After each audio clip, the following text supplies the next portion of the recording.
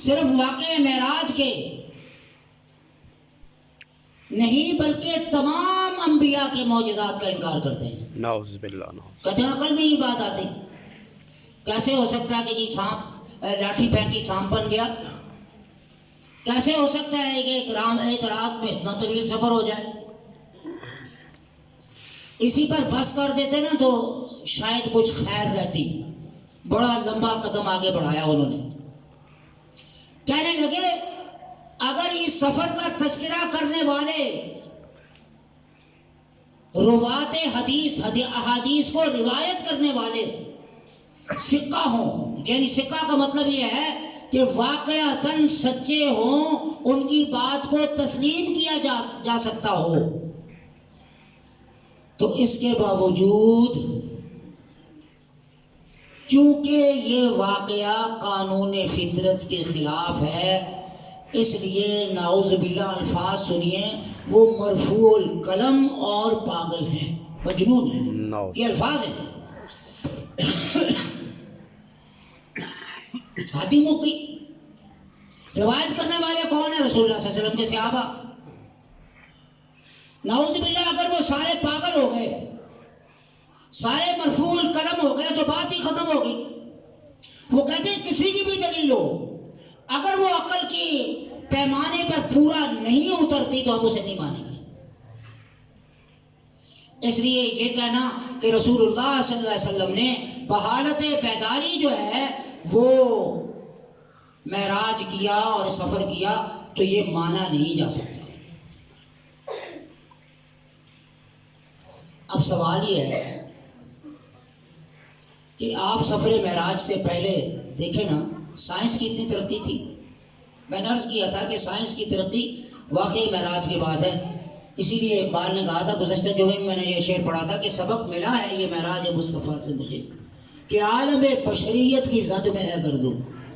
یہ جو آج انقلاب نظر آتا ہے نا، خلاؤں میں راکٹ، جی میزائل، بات سمجھ میں آ گئی، چاند تک قدم اور خلائی اسٹیشن، بلکہ اب خلا میں سبزیاں اگانے کا عمل بھی. تو اب عقل کس طرح مانتی ہے؟ اس لیے کہ یہ ہو چکا ہے. اس کا مطلب یہ ہے کہ عقل خام ہے. عقل کی بات کرے نا جی تو یہ ہمارے یہاں ذرا لاہور کی طرف چلے جائیں، کوڑے شاہ ہے، سنا ہوگا آپ نے بھی، ٹھیک ہے جی. وہاں گھوڑا دفن ہے، یہ عقل والے وہاں بھی سجدے کرتے ہیں. بعض ایسے عقل مند ہیں جب وہ فزکس پڑھ جاتے ہیں اور آگے نکل جاتے ہیں، کہتے ہیں خدا ہے ہی نہیں، خدا ہے ہی نہیں. اور سوال یہ ہے تیری میری پیدائش کیسے ہوئی؟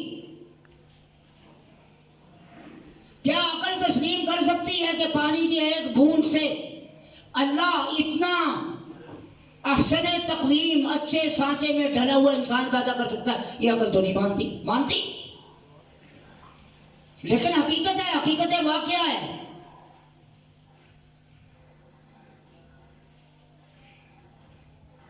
حضرت مریم کو اللہ نے اولاد دی، اور اولاد بھی کون دی؟ حضرت عیسیٰ علیہ السلام.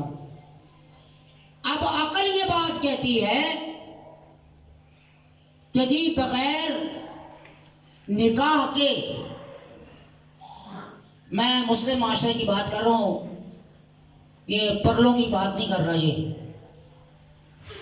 ہاں جی، کہ جن کے کئی ہوتے ہیں اور پتہ نہیں ہوتا کہ بچے کا نسب کون سا ہے، ابا کون سا ہے.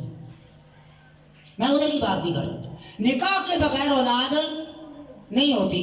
اور آپ دیکھیں سورہ مریم کو پڑھ کے، سورہ مریم میں حضرت مریم علیہ السلام نے ایک ایک بات وہ کی جو انسانی عقل والی ہے، لیکن اللہ نے کہا رب کے علیہ حین، یہ تیرے رب پر بڑا آسان ہے. اب قرآن مجید کے الفاظ ہوئی، قالت انا یکون لی غلام، بعض جگہ پہ لی ولد ولم یمسسنی بشر ولم اکو بغیہ، مجھے تو آج تک کسی انسان نے چھوا نہیں ہے اور نہ ہی میں نے بدکاری کا ارتکاب کیا ہے، تو میرے یہاں اولاد کیسے ہو سکتی ہے؟ یہ حضرت مریم کے الفاظ ہیں جو قرآن نے نقل کیے، لیکن رب کیا کہتا ہے؟ قال کذالک، اسی طرح ہوگا، یہ اولاد ہوگی. قال ربک هو علی ہین، یہ تیرے رب پر آسان ہے. اور وجہ بیان کی وَلِنَجْعَلَهُ آیَةً لِلنَّاسِ، ہم اسے لوگوں کے لیے نشانی بنائیں گے. تو بغیر باپ کے حضرت عیسیٰ پیدا ہوئے یا نہیں ہوئے؟ عقل تسلیم کرتی ہے بغیر باپ کے؟ یہ بات میں اس لیے کر رہا ہوں تاکہ آپ کو سمجھے. ایک جملہ اور سر سید احمد خان کا آپ کو سنانا ہے. وہ کہتے ہیں یہ بات کہنا کہ اللہ ہر چیز پر قادر ہے، یہ پاگلوں کا وتیرہ ہے، پاگلوں کا طریقہ ہے. بات ختم ہوگی نا؟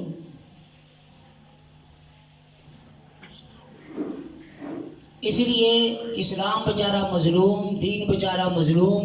انجینئر اپنے علاقے میں نہیں گھسنے دیتا ہے، انجینئرنگ میں نہیں گھسنے دیتا. میں جا کے کہوں یوں نہیں تو انجینئر کہے گا بھائی تو انجینئر ہے نہیں، تو نے پڑھا ہی کچھ نہیں، تو کدھر ہاتھ مار رہا ہے، تو کدھر بول رہا ہے. ڈاکٹر اپنی ڈاکٹری میں ہمیں نہیں گھسنے دیتا، اگرچہ ہم سب ڈاکٹر ہیں، ساڑھے چھوٹے بچے بھی ڈاکٹر ہیں. پیراسیٹامول کھا لو بخار چڑھیا ہے، ہم سب ڈاکٹر ہیں، وہ الگ بات ہے. لیکن ڈاکٹر کی سیٹ پہ بیٹھنا اس کی اجازت نہیں ہے. لیکن دین بیچارہ مظلوم، ہر بندہ مفتی ہے، فتویٰ دیتا ہے. جی عقل نہیں مانتی. آج بھی کیا کہتے ہیں یار یہ تو لاجک نہیں مانتی، اگر انگریزی ہوگی نا، یہ تو لاجک نہیں مانتی. میں نے ایک جگہ بات کی، پردے کی دکان لگی، پردہ تے اکھاں دا ہوتا، اکھاں دا نہیں ہونا، دل دا ہوتا ہے. میں کہا اچھا. میں نے قرآن مجید کی آیت پڑھی، حدیث رسول اللہ صلی اللہ علیہ وسلم پڑھی، لیکن اس کے جواب سے مجھے یہ نظر آنے لگا کہیں اللہ کا بندہ قرآن اور سنت کا انکار نہ کر دے. میں ڈر گیا، میں نے کہا یار ایمان سے بھی جاتا رہے گا. میں نے پھر لاجک دی. میں نے کہا بات یہ ہے کہ اگر دل کا پردہ ہوتا ہے، ٹھیک ہے، تو پھر آپ دل کا پردہ کیا کریں نا، کپڑے پہننے کی کیا ضرورت ہے بھائی؟ ایویں جناب جا کے پیسے بازار خرچ کر دے ہو، ٹیلر کو جاتے ہو، ہے جی دل. ٹھیک ہے جی. اگلی بات میں نے کہا کہ 4-5 دن دل میں کھانا کھا کے دیکھ لینا. ہاں جی کھا لیا دل میں، پھر 4-5 دن کے بعد زیادہ جب حالت خراب ہو جائے تو 4-5 دن کا کٹھا کھا لینا. کھانے کے بعد اگر کوئی تقاضا ہو نا تو میرے بھائی وہ بھی ادھر نہیں جانا، دل میں کر لینا. کہنا حضرت سمجھ آ گئی، حضرت سمجھ آ گئی. بزرگ تھے نا، وہ کہنے لگے یار یہ بڑی عجیب بات ہے، تم مولوی لوگ جو ہے یہ پردے کراتے ہو، ہیں پردے کی کیا ضرورت ہے؟